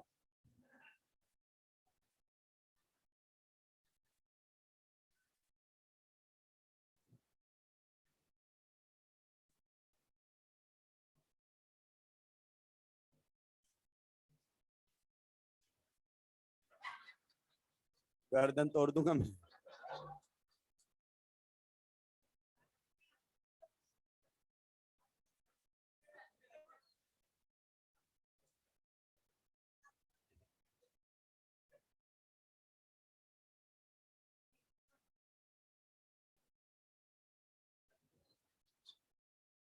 उसके सोशल वर्क तुम देखते हो तभी तो यहाँ बैठे हुए हो।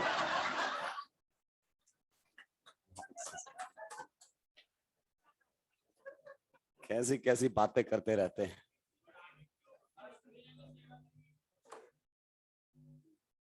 यही तो दिक्कत है बुजुर्गों के बीच में आने की, कि बात आप बोलो मतलब हम निकालेंगे।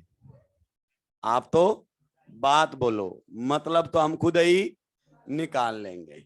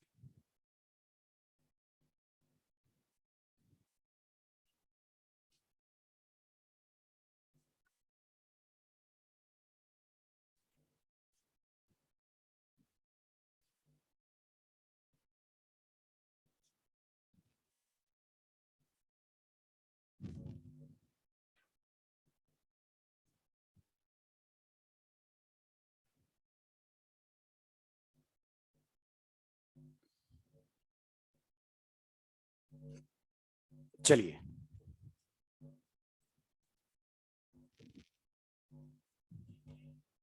मुझे नहीं पता, तो बाद में बताऊंगा।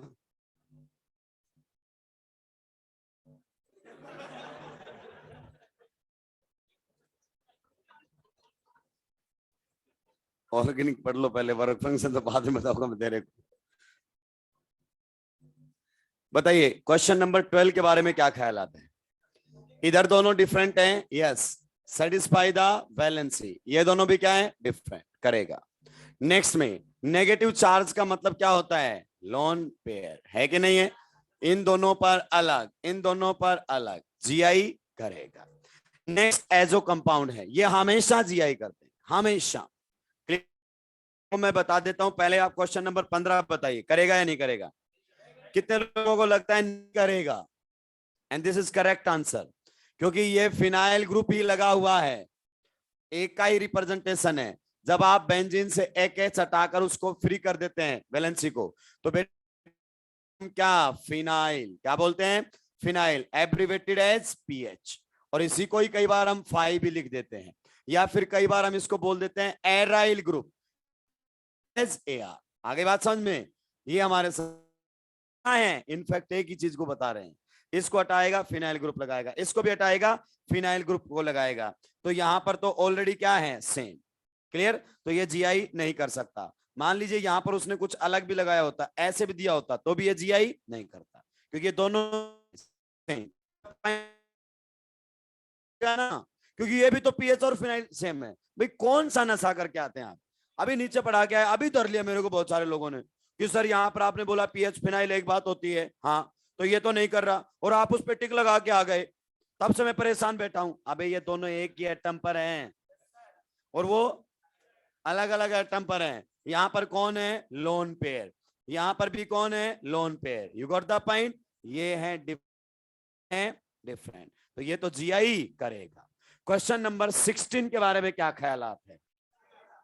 क्या ख्यालात है, करेगा क्या? यस, बिल्कुल, क्योंकि आप जैसे इसको बनाओगे तो एक तो इस पर रहेगा हाइड्रोजन और एक क्या रहेगा, लोन पेयर, एक रहेगा हाइड्रोजन लोन पेयर, बिल्कुल जीआई करेगा। अब मैं आपसे क्वेश्चन पूछता हूं, minimum number of carbon atoms required to show GI, minimum number of carbon atoms to show GI, तो सॉरी आपके सामने लिखा हुआ है कितना है, 0। दो टाइप के लोग होते हैं, एक आंख के अंधे और एक बिना आंख के अंधे। तुम आंख वाले अंधे हो, सामने मॉलिक्यूल लिखा हुआ है, कोई कार्बन नहीं है, तो लिखो इसके ब्रैकेट में with 0 carbon GI, with 0 carbon atoms GI, कोई कार्बन एटम नहीं है फिर भी इसमें क्या है, जीआई है। तो ये किसने बोला कार्बन होना चाहिए? ये तो कोई जीआई की कंडीशन ही नहीं है। आरआरएस होना चाहिए और एरियल डिस्टेंस डिफरेंट होनी चाहिए, दैट्स ऑल। बताइए एसिटाइलिन के बारे में क्या ख्यालात है? क्यों? ये आरआरएस नहीं है क्या, है, लेकिन अलग कहां है, इनके बीच में हमेशा डिस्टेंस क्या रहेगी, same. You got the point? तो ट्रिपल बॉन्ड पर जीआई नहीं होती है, ट्रिपल बॉन्ड जीआई शो नहीं करता है। नेक्स्ट पर बताइए, अच्छा नाम दिया है, डेढ़ शाना बनने की कोशिश कर रहा है, देकर हमसे पूछ रहा है, तो देखिए क्या इस पाई बॉन्ड पर जीआई होगी, यस, तो ये मॉलिक्यूल जीआई करेगा। इसके बारे में क्या ख्यालात हैं? उधर तो दोनों अलग है कार्बन पर, ऑक्सीजन दोनों सेम आ गए, नहीं करेगा। इसके बारे में क्या ख्यालात हैं? करेगा। ऑक्सीजन दो दो एक अलग अलग शो करेगा। हमने देखा जीआई अबाउट पाई बॉन्ड, इसके अलावा आपको खोपड़ा खराब करने की जरूरत नहीं है, बहुत सारे आते हैं भाई। मैं आपको साफ बता दूं, मैं पढ़ा के पढ़ाना बंद कर चुका हूं, like this type of questions. ये सारे जो क्वेश्चंस है ना, ये सारे क्वेश्चंस मैं पढ़ा के क्या कर चुका हूं, बंद कर चुका हूं, क्योंकि ये करते हैं इस टाइप के क्वेश्चंस आपसे कभी पूछे ही, ये केवल और केवल हवाबाजी किए गए क्वेश्चंस हैं जो आपको सिलेक्शन से कहां धकेल देंगे, दूर। मुझे कोई दिक्कत नहीं है, that will be waste of your time, फर्क ही नहीं पड़ता, ही नहीं करता। अब देखो इस पर भी दिमाग लगा रहे, करेगा कि नहीं करेगा, क्या पता यही नीट में दे देगा, क्या पता यही पेपर में देगा, ऑथेंटिक क्वेश्चन ही आएंगे। नेक्स्ट अब हमारे सामने रहेगा जीआई इन क्यूमुलेटेड पोलियंस, उसको सुलटाने के बहुत सारे तरीके हैं, वो आपको सिलेबस में रह के ही सुलटाएगा। जीआई इन क्यूमुलेटेड पोलियंस, कौन सा लास्ट वाला, देखो उस अभी भी मन तुम्हारा रुका नहीं है, सेकंड हमारे सामने रहेगा GI in cumulated polyenes, GI in cumulated polyins, cumulated का मतलब होता है जिसमें पाई बॉन्ड लगातार है। पोली का मतलब मोर देन वन, इन का मतलब डबल बॉन्ड, ऐसे लगातार डबल बॉन्ड आते हैं। क्लियर? कम से कम कितने आने चाहिए लगातार में? 2 तो आने चाहिए ना। एक ही पाई बॉन्ड और हम बोल रहे हैं लगातार, एक का क्या लगातार होता है? देखिए, small polyene is known as allene. Smallest cumulated polyene is known as allene. Smallest cumulated polyene is known as allene के नाम से जानते हैं। ये देखो, ये सबसे छोटी क्यूमुलेटेड पोलीइन है, सबसे छोटी क्यूमुलेटेड पोलीइन है। चलिए अब इसमें थोड़ी सी बातें हो जाएं, थोड़ी चर्चाएं हो जाएं, आप लोगों के साथ डिस्कशन हो जाए। पहला क्वेश्चन मैं आपसे पूछ रहा हूं, how many atoms are lying in the same plane in this molecule? How many atoms are lying in the same plane? इस मॉलिक्यूल में सेम प्लेन के अंदर कितने एटम्स लाई कर रहे हैं? 4 वाले हाथ उठाएंगे जिनका मानना है कि 4 एटम सेम प्लेन में। ओके, 5 एटम सेम प्लेन में। ओके, कितने लोगों का मानना है कि सारे एटम ही सेम प्लेन में है, मॉलिक्यूल प्लेनर है? बहुत सारे लोगों का मानना है मॉलिक्यूल क्या है? प्लेनर है। मैं बता रहा हूं, एक तो अपने दिमाग से गंदगी को डिलीट कर देना, जो तुम गंदगी दिमाग में भर के बैठे हो कि कार्बन अगर sp2 और sp है तो मॉलिक्यूल प्लेनर होगा। ये तुमको बहुत स्टार्टिंग में बता दिया जाता है ओसी के अंदर, बहुत स्टार्टिंग में, कि how to identify planar molecule. कद्दू प्लेनर नहीं है, नॉन प्लेनर मॉलिक्यूल है। कैसा मॉलिक्यूल है? नॉन प्लेनर है। जुगाड़ों के सहारे आप आगे बढ़े हैं। कैसा मॉलिक्यूल है? नॉन प्लेनर मॉलिक्यूल है ये। और इस टाइप के क्वेश्चन जेई कई दफा पूछता है कि number of atoms lying in the same plane. अगर मैंने इस मॉलिक्यूल की सही ज्योमेट्री आपको दिखा दी ना, तो इस मॉलिक्यूल की सही ज्योमेट्री कुछ इस प्रकार से होती है। ये 2 हाइड्रोजन तो लाई करते हैं कौन से प्लेन के अंदर? वर्टिकल के अंदर। और ये वाले 2 हाइड्रोजन लाई करते हैं हॉरिजॉन्टल में।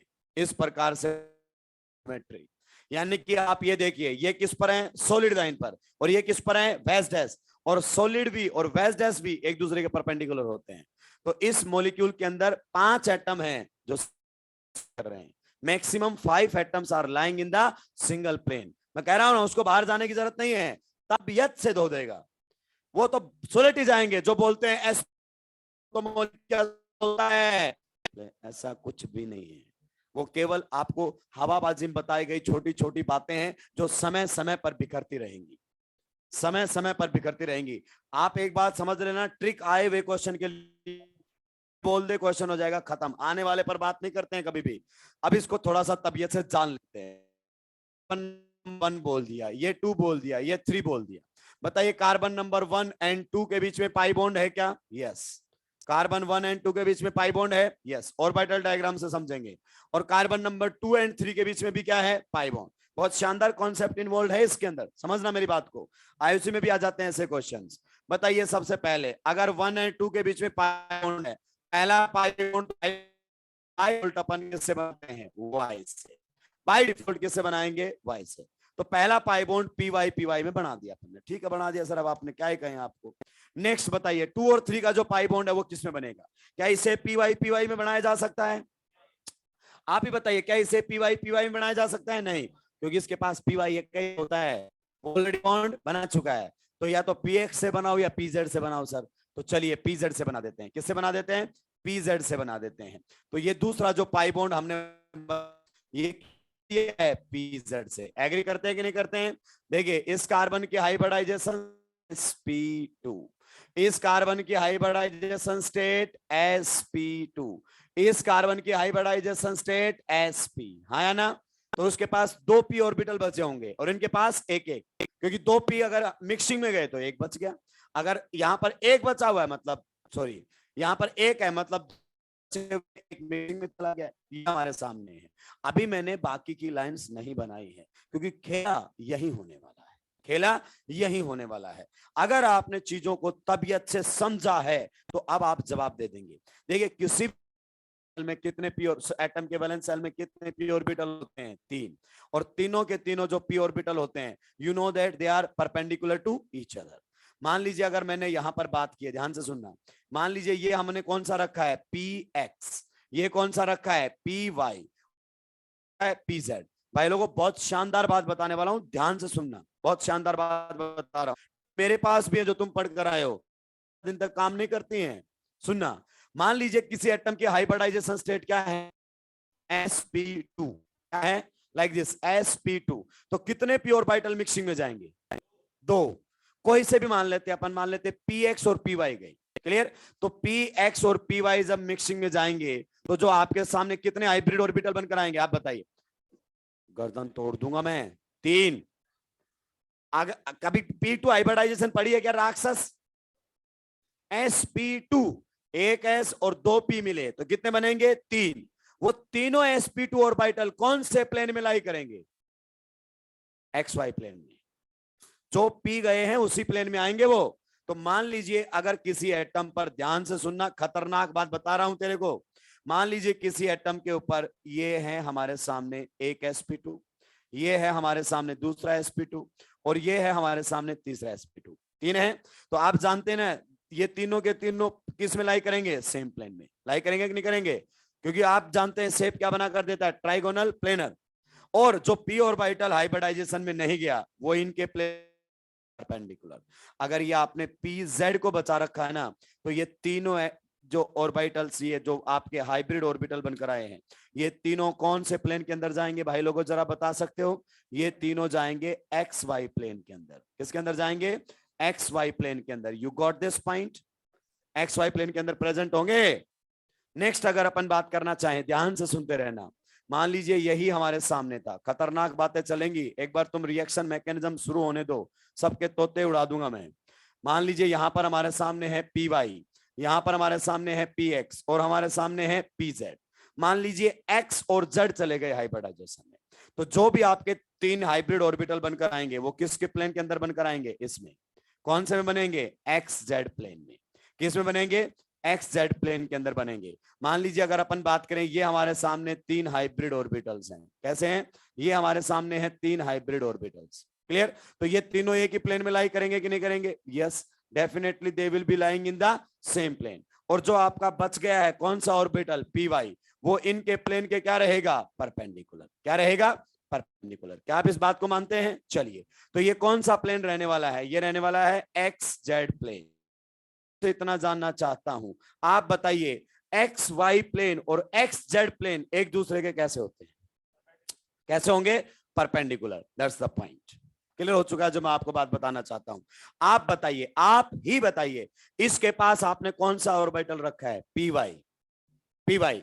तो इसके जो हाइब्रिड ऑर्बिटल होंगे sp2, बताइए इसके पास sp2 ऑर्बिटल कितने हैं, तीन। अबे दिमाग से पैदल लोगों, तीन, तीन सिग्मा बॉन्ड बनाए इसने। कितने हाइब्रिड ऑर्बिटल हैं, वो तीनों कौन से प्लेन में होंगे, किस में होंगे, एक्स और जेड प्लेन में होंगे कि नहीं होंगे। और इसके पास कौन सा ऑर्बिटल बचा हुआ है, पी जेड, तो उसका कौन सा होगा, एक्स वाई। आप बताइए, एक्स जेड और एक्स वाई एक दूसरे के क्या होंगे, परपेंडिकुलर होंगे कि नहीं होंगे।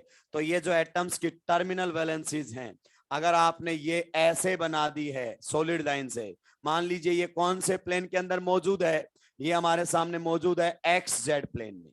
कौन से प्लेन में, एक्स जेड प्लेन में। तो ये हमारे सामने जो बनकर आएगा वो कुछ इस प्रकार से बनकर आएगा, ऐसे बनकर आएगा, जो कि कौन से प्लेन में रहेगा, एक्स वाई प्लेन में। You got the point, yes. And these terminal valencies will be perpendicular to each other, these terminal valencies will be perpendicular to each other। यानी कि ये वाले दोनों जो हैं, ये वाले एटम्स, ये सेम प्लेन में नहीं है। ये अगर वर्टिकल प्लेन में तरफ चले जाएंगे, molecule is not planar at all, molecule is not planar at all. तो जिसे तुम sp2 sp देख देख के क्वेश्चन करते थे, वो फैल गया रायते की तरह, यहां पर किसकी तरह, रायते की तरह छापेंगे। आगे बढ़ूंगा फिर मैं, अगर गलती से ये बोल देना कौन सा मॉलिक्यूल प्लेनर है और कौन सा नहीं है, फाइल ही उल्टा के निकल लेगा। इसीलिए मैं बोलता हूं, तुम्हें लगेगा कि मैं जीआई के क्वेश्चंस बढ़िया आएंगे। बढ़िया का मतलब जहां आपको थोड़ा सा दिमाग चलाना पड़े, मतलब सर जिसके पास नहीं है वो घर रहे।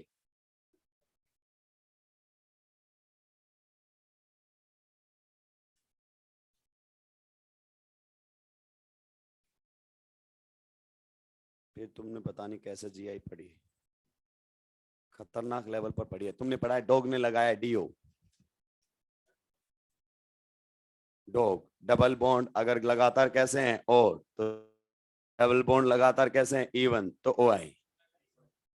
नहीं पढ़ा तो बहुत अच्छा किया, कुछ बोलने पढ़े तो हैं सर। हाँ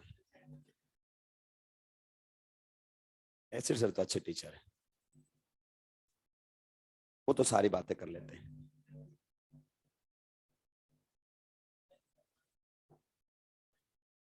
नहीं नहीं, जो अच्छा है वो अच्छा है, उसमें क्या दिक्कत है मुझे, बढ़िया पढ़ाते हैं।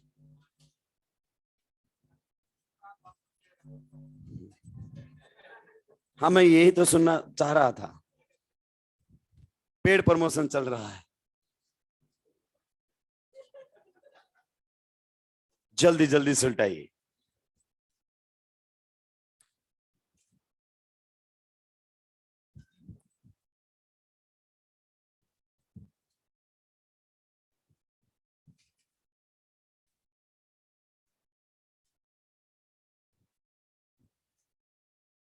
सुलटा दिया है क्या?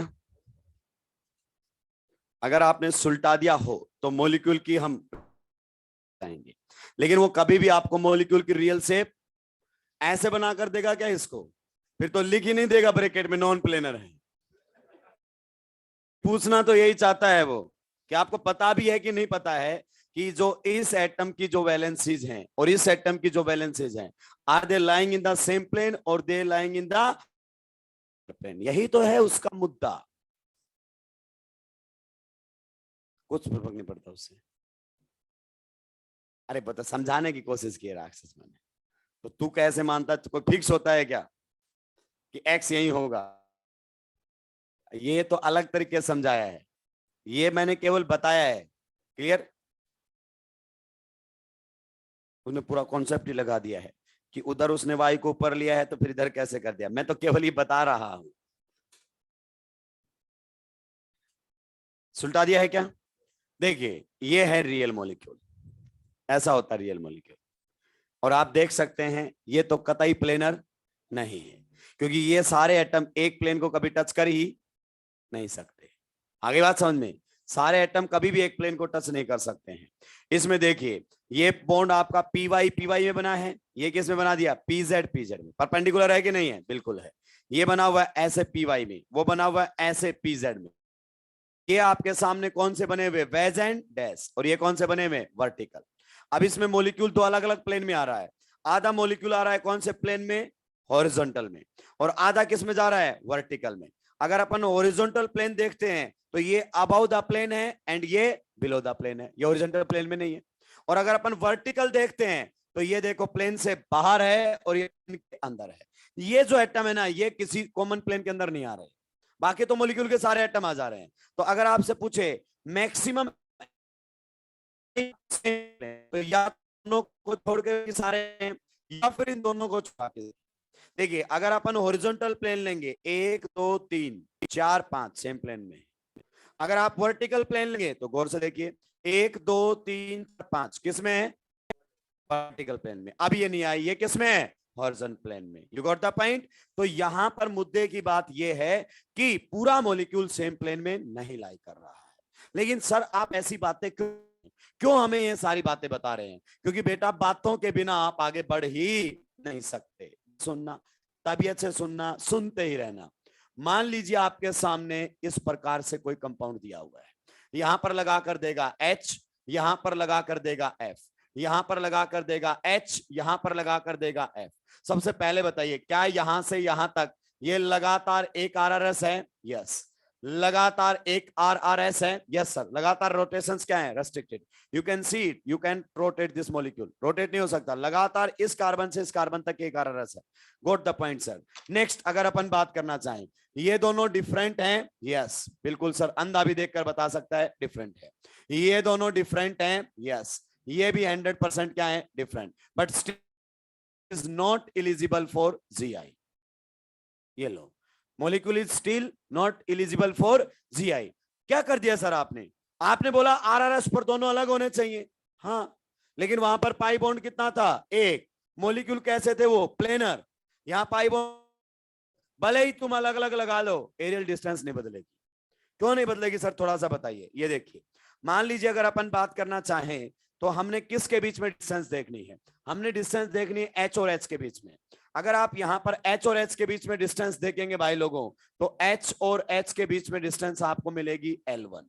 फिर वो आपको ऐसे बना कर देगा, वो जीआई पूछता ही नहीं है, वो 1.5 शाना है। कितना शाना है? 1.5 शाना है। वो नहीं पूछता है जीआई, क्वेश्चन ही अलग लेवल के पूछता है भाई। यहां पर लगा देगा एच, यहां पर लगा देगा एफ। ये आपके सामने जो डिस्टेंस है वो क्या है? L2। बोलेगा find relation between L1 and L2 and you will find L1 is equal to L2। हालांकि आपको ऐसा लग रहा होगा नहीं नहीं सर ये तो गलत है, क्योंकि आप मॉलिक्यूल की रियल ज्योमेट्री को जान नहीं पा रहे हैं।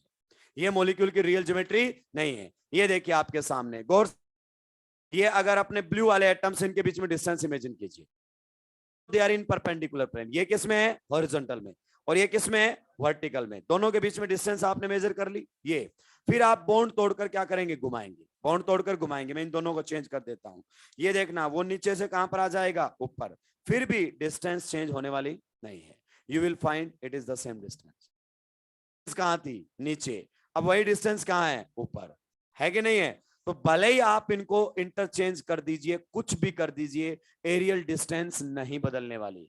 इफ योर टर्मिनल वैलेंसी, हमारा सबसे ज्यादा important point, if your terminal lie in perpendicular plane, if your terminal valencies lie in perpendicular plane, there will be no change in aerial distance।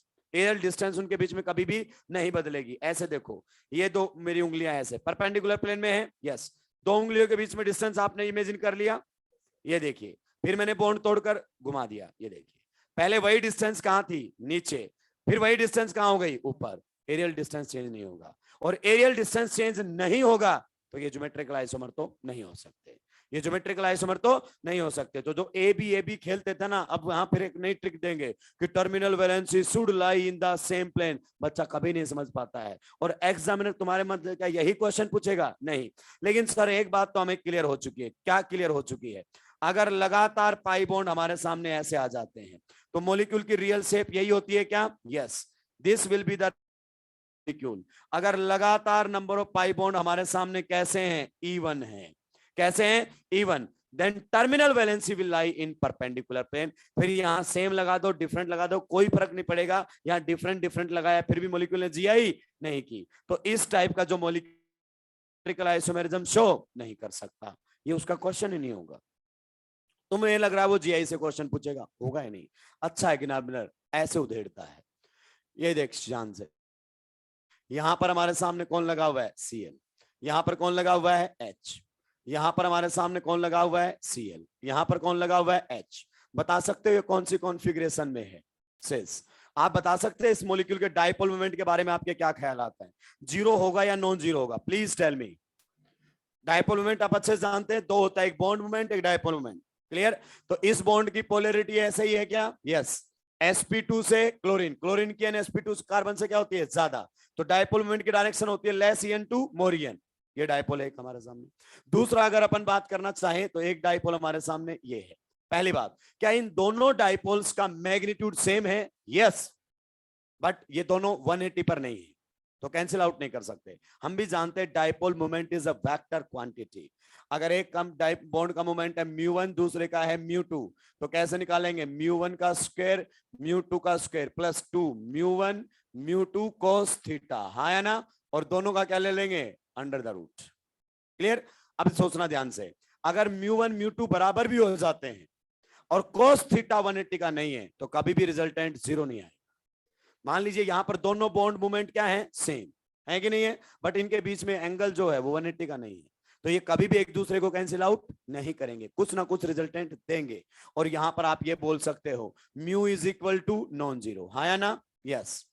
फिर अगर अपन यही बात किस में करें? ट्रांस में। भाई लोगों ध्यान से सुनना, क्योंकि डायपोल मोमेंट होता है एक वेक्टर क्वांटिटी, और यहां पर ट्रायंगल लॉ ऑफ एडिशन चलता है। उम्मीद करता हूं फिजिक्स में आप पढ़ चुके हैं, बेसिक फिजिक्स के अंदर। क्लियर? तो यहां पर अगर अपन बात करें, फिर से हमारे पास एक डायपोल की डायरेक्शन ये है और दूसरे डायपोल की डायरेक्शन ये है। पहले आप ये कंफर्म, डायपोल का मैग्नीट्यूड सेम है क्या? और मैग्नीट्यूड सेम है और एंगल कितना है? 180। तो यहां पर दोनों सेम रखोगे, 180 रखते ही कितना आएगा? -1। कैंसिल आउट होके जीरो हो जाएगा। तो यहां पर इस मोलिक्यूल का अगर अपन बॉन्ड डायपोल मोमेंट की बात करें तो इसका आएगा 0, यानी कि एक नॉन पोलर मोलिक्यूल है। कैसा है? Non polymer molecule. लेकिन सर आप ऐसी बातें हमें बता क्यों रहे हैं? ये वाला छाप लिया क्या? ये सारी बातें आप हमें बता क्यों रहे हो? क्योंकि बेटा मेरा मकसद केवल जीआई पढ़ाना नहीं है, मेरा मकसद वो है कि डिफरेंट एग्जामिनेशन के अंदर जो क्वेश्चन आए उनको कवर करना। अब एग्जामिनर आपके सामने फेंकेगा पाला और यहां पर लगाएगा H, यहां पर लगाएगा F, यहां पर लगाएगा F, यहां पर लगाएगा H और the dipole moment. He will ask about the dipole moment. कितने लोगों का मानना है कि इसका डायपोल मोमेंट नॉन जीरो है? कितने लोगों का मानना है कि इसका डायपोल मोमेंट नॉन जीरो है? और यस, इसका डायपोल मोमेंट नॉन जीरो ही आएगा, क्योंकि ये दोनों फ्लोरीन 180 पर है ही नहीं, 180 पर है ही नहीं, दे आर परपेंडिकुलर। ये देखिए, ये मॉलिक्यूल ऐसा है। अगर आप देख रहे हैं एक फ्लोरीन कहां पर है आपके लिए, मान लीजिए इस प्रकार से, ये लो ऐसे मैंने रख दिया है, एक फ्लोरीन कहां पर है ऐसे, तो दूसरा फ्लोरीन कहां पर है ऐसे।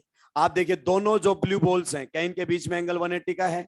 नहीं है, तो ये कैंसिल आउट नहीं कर सकता, कभी भी कैंसिल आउट नहीं कर सकता। देखिए इसीलिए इस क्वेश्चन को वो कैसे पूछता है, ध्यान से सुनना, वो इस क्वेश्चन को ऐसे पूछता है कि बताइए किस में डायपोल मोमेंट जीरो रहेगा या नॉन जीरो रहेगा, ऐसे लिख कर देता है। अब इसमें फर्क ही नहीं पड़ता तुम कैसे भी लिखो, अगर मैंने इन एफ को दोनों को सेम साइड भी कर दिया तो भी फर्क पड़ने वाला नहीं है, ये रहेंगे परपेंडिकुलर ही। क्यों? क्योंकि जो मॉलिक्यूल को आप देख रहे हो वो उसकी रियल शेप नहीं है। आगे बात समझ में? मान लीजिए आपने इस एफ को बदल के नीचे कर दिया तो भी ये परपेंडिकुलर ही रहेंगे। तो यहां पर ऐसे लिखे या ऐसे लिखे नॉन जीरो आएगा, क्योंकि हम जानते हैं इस मॉलिक्यूल की रियल शेप वो नहीं है जो हमें बताई गई है। रियल शेप के बारे में अगर अपन बात करना चाहें तो रियल शेप कुछ इस प्रकार से होती है, रियल शेप कुछ इस प्रकार से होती है। एग्री करते हो कि नहीं करते हो? और ये देखो, ये कभी भी एक दूसरे के 180 नहीं होते हैं, कितने पर होते हैं? 90। ये वेस्ट है और वो कौन सी है? Solid. So they are not in at 180 bond angle. You got the point? तो यहां पर डायपोल मोमेंट क्या आएगा? Non zero. दो टाइप के क्वेश्चन फेंकता आपके सामने, डायपोल मोमेंट को लेकर और जीआई को लेकर, तो be ready for that. Molecule is planar और नॉन प्लेनर? Non planar. क्या तुम्हें बता के बोलेगा? नहीं, यही तो ट्विस्ट है मॉलिक्यूल का। ज्योमेट्री में ही तो सारा मामला छुपा हुआ है, ज्योमेट्री ही बता दी तो फिर बाकी क्या रह जाएगा उसके पास? तो हम एक्सपेक्ट कर रहे हैं कि जीआई का क्वेश्चन बनाएगा? नहीं नहीं, इसीलिए मैं कह रहा हूं कि ज्यादा उड़ना मत, जो बातें पढ़ा रहा हूं वो पूछूंगा और बात नहीं होगी।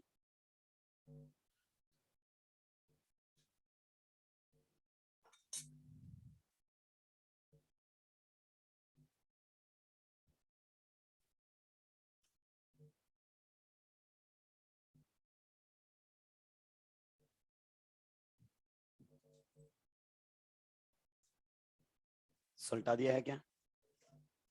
जल्दी जल्दी सुलटा देंगे भाई लोगों, चीजें कवर करनी अपने को एनी हाउ।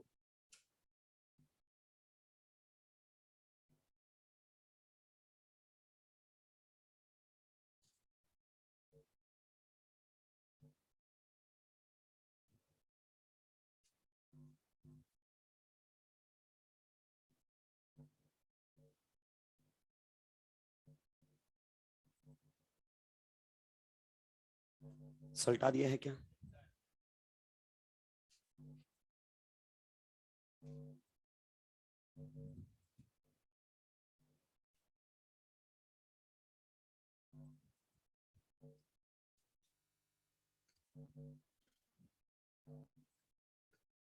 अब सुलटा है क्या सभी ने? लिख दीजिए फिर लाल पेन से एक बात, लाल पेन से लिखी हुई बातें आप भूलते ही नहीं है, छप जाती है आपके दिमाग में। सिंदूर याद आ रहे थे, शादी की उम्र हो गई इन जगहों, अलग ही फैंटेसी है भाई तुम्हारी, अलग ही लेवल पर निकले हुए हैं। मुझे जहां तक लगता है कोई पढ़ाई से तो तुम्हारा मुंह भंग हो चुका है। क्लियर? कोई यहां पर आए जो तुम्हें अच्छी अच्छी बातें बताए। लिखिए लिखिए, if continuous number of pi bonds are even, if continuous number of pi bonds are even, if continuous number of pi bonds are even, then terminal valencies If continuous number of pi bonds are even, then terminal valencies lie in perpendicular plane. If continuous number of pi bonds are even, देखो लगातार pi bond कैसे हैं? Even. Then terminal valencies lie in perpendicular plane. तो terminal valency automatic किस में चली जाएंगी? Perpendicular plane में चली जाएंगी. ब्रैकेट में लिख लो नो चांस ऑफ जीआई, कोई चांस नहीं है जीआई का. L1 हमेशा किसके बराबर आएगा? L2 के.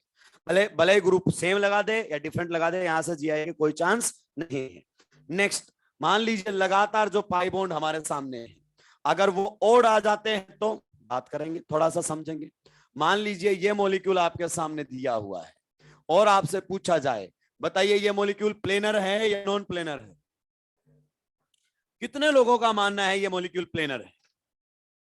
कितने लोगों का मानना है? बहुत कम लोग हैं. Yes, definitely this planar.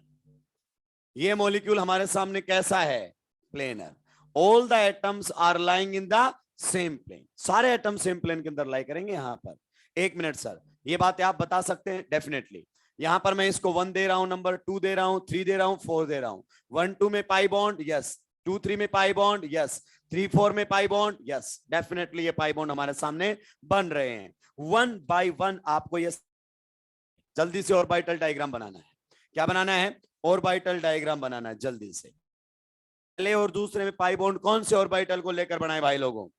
Y को बनाए. पहला वाई अपना क्या होता है? फेवरेट. ये लीजिए, पी वाई और पी वाई को लेकर बना दिया है. बना दीजिए. आप बताइए 2 और 3 के बीच में जो पाई बॉन्ड बना है, क्या मैं उसको पी वाई से बना सकता हूं? नहीं सर, आपका खोपड़ा खराब हो गया है क्या? पी वाई तो किसी भी एटम के पास वैलेंस शेल में कितना होता है? 1. तो फिर दूसरा बॉन्ड किससे बनेगा? पीजेड से. किससे बनेगा? पीजेड से. लीजिए अब बताइए 3 और 4 का जो पाई बॉन्ड है भाई लोगों, किससे बनाऊं? देखो ये जेड से तो बन नहीं सकता क्योंकि इसके पास जेड एक था, वो ऑलरेडी पाई बॉन्ड बना चुका है. क्लियर? या तो है या पीएक्स से बन सकता है, और पीएक्स से वो बनाएगा नहीं. क्यों? क्योंकि कॉन्जुकेशन में आने का मौका कोई छोड़ता ही नहीं है. कॉन्जुकेशन भाई किसी को बुरा नहीं लगता है. अगर यहां पर खटैक से आपने पाई बॉन्ड बना दिया तो ये हमारे सामने क्या बन जाएगा? P y and p y. आगे ये मैंने आपको जीओसी में बताया था कि देखो डबल फिर डबल, ये दोनों पाई बॉन्ड कॉन्जुकेशन में, ये कॉन्जुकेशन में नहीं है. अरे ये इंपॉर्टेंट नहीं है. इंपॉर्टेंट ये है टर्मिनल एटम्स पर देखो कौन से ऑर्बिटल आए हैं. इस पर कौन सा एटम है? इस पर भी कौन सा ऑर्बिटल है? P y. दोनों के पास पी ऑर्बिटल सेम है क्या? ये क्या होता है? पैरेलल. तो ये बॉन्ड कौन से बने होंगे? एक्स जेड प्लेन में. ये वाले बॉन्ड भी कौन से में बने होंगे? एक्स जेड प्लेन में. बताइए lies in the same plane or perpendicular plane? They will lie in the same plane. इसका मतलब ये मॉलिक्यूल पूरा का पूरा कैसा है? ये मॉलिक्यूल पूरा का पूरा कैसा है? प्लेनर. ट्रिक सुन ले ध्यान से. कैसे बताएंगे हम? तो तरीके से बता सकते हैं. या तो आप ऐसे बोल सकते हो लगातार number of pi bonds are odd then terminal valency lie in the same plane. ये ट्रिक है. लेकिन अगर तूने कॉन्सेप्चुअली सोचना है तो इस एटम के पास जो ऑर्बिटल बचा है पी वाई है, और इसके पास भी कौन सा है? P y. अगर ये दोनों ऑर्बिटल पैरेलल हैं तो इनकी टर्मिनल वैलेंसी सेम प्लेन में आएंगी. क्लियर? इससे पीछे वाले में देखो जब लगातार पाई बॉन्ड ओड थे, देखो देखो देखो, एक के पास क्या था? टर्मिनल वाले के पास पी वाई, और दूसरे वाले के पास क्या था? P Z. अगर ये पी ऑर्बिटल परपेंडिकुलर है तो टर्मिनल वैलेंसी भी परपेंडिकुलर प्लेन में रहेंगी. You got the point? चलिए आज के लिए इतना ही, बाकी बात करेंगे अपन नेक्स्ट क्लास में. धन्यवाद. मॉड्यूल सॉल्व करते रहे. मॉड्यूल को क्या करते रहे भाई? सॉल्व.